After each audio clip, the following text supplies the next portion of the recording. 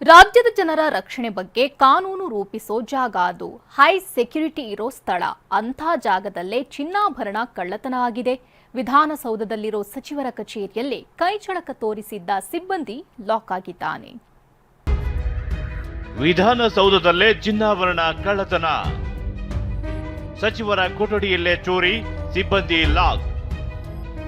ಬೆಂಗಳೂರಿನಲ್ಲಿ ಇತ್ತೀಚೆಗೆ ಕಳ್ಳತನ ಪ್ರಕರಣಗಳು ಹೆಚ್ಚಾಗ್ತಿವೆ. ಪೊಲೀಸರು ಏನ್ ಮಾಡ್ತಿದ್ದಾರೆ ಅಂತ ಜನ ಮಾತಾಡ್ಕೊಳ್ತಿದ್ದಾರೆ. ವಿಷಯ ಅಂದ್ರೆ ರಾಜ್ಯದ ಶಕ್ತಿ ಕೇಂದ್ರ ವಿಧಾನಸೌಧದಲ್ಲೇ ಚಿನ್ನಾಭರಣ ಕಳ್ಳತನ ಆಗಿದೆ.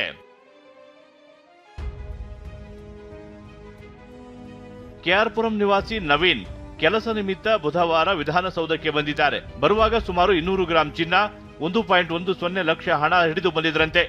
ಸೆಕ್ಯೂರಿಟಿ ತಡೆದು ಒಳಗೆ ಬಿಡಲ್ಲ ಅಂತ ಹೇಳಿದ್ದಾರೆ.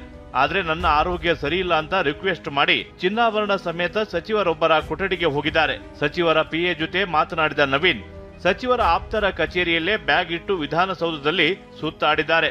ವಾಪಸ್ ಬರ್ತಿದ್ದಂತೆ ಸಚಿವರ ಕಚೇರಿಗೆ ಬೀಗ ಬಿದ್ದಿತ್ತು. ಆಗ ನವೀನ್, ನನ್ನ ಬ್ಯಾಗ್ ಇದೆ, ತೆಗೆದುಕೊಳ್ಬೇಕು ಎಂದಿದ್ದಾನೆ. ನಾಳೆ ಬಾ ಅಂತ ಸಿಬ್ಬಂದಿ ಹೇಳಿದ್ರಂತೆ.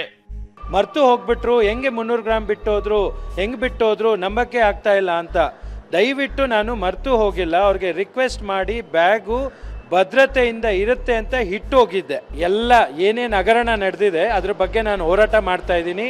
ಎಲ್ಲ ಲೆಟರ್ಸ್ ಇದೆ, ಎಲ್ಲ ಡಾಕ್ಯುಮೆಂಟ್ಸು ಇದೆ. ಬ್ಯಾಂಕ್ ಪಾಸ್ಬುಕ್ ಸಿಗಲಿಲ್ಲ, ಗೋಲ್ಡ್ ಇರಲಿಲ್ಲ, ಕ್ಯಾಶ್ ಇರಲಿಲ್ಲ. ನಾನು ತಗೊಳ್ಳಲ್ಲ ಅಂತ ಹೇಳಿದೆ. ಮರುದಿನ ಮತ್ತೆ ವಿಧಾನಸೌಧಕ್ಕೆ ಬಂದಿದ್ದ ನವೀನ್ಗೆ ಶಾಕ್ ಎದುರಾಗಿತ್ತು.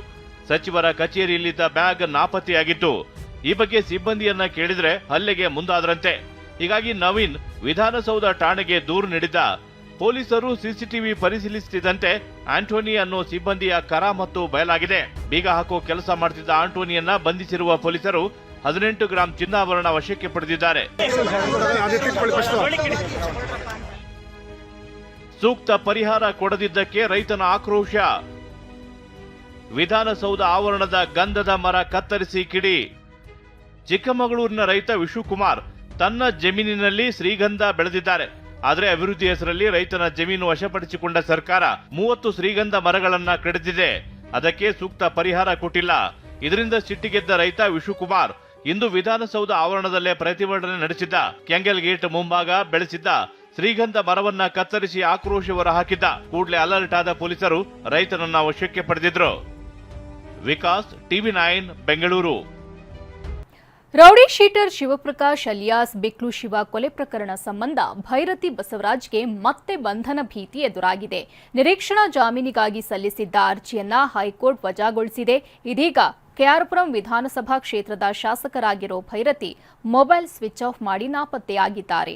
ಈ ಹಿಂದೆಯೂ ಜಾಮೀನು ಅರ್ಜಿ ವಜಾಗೊಂಡಾಗ ನಾಪತ್ತೆಯಾಗಿದ್ರು. ಇದೀಗ ಮತ್ತೆ ನಾಪತ್ತೆಯಾಗಿರೋ ಭೈರತಿಗಾಗಿ ಸಿಐಡಿ ಪೊಲೀಸರು ಹುಡುಕಾಟ ನಡೆಸುತ್ತಿದ್ದಾರೆ.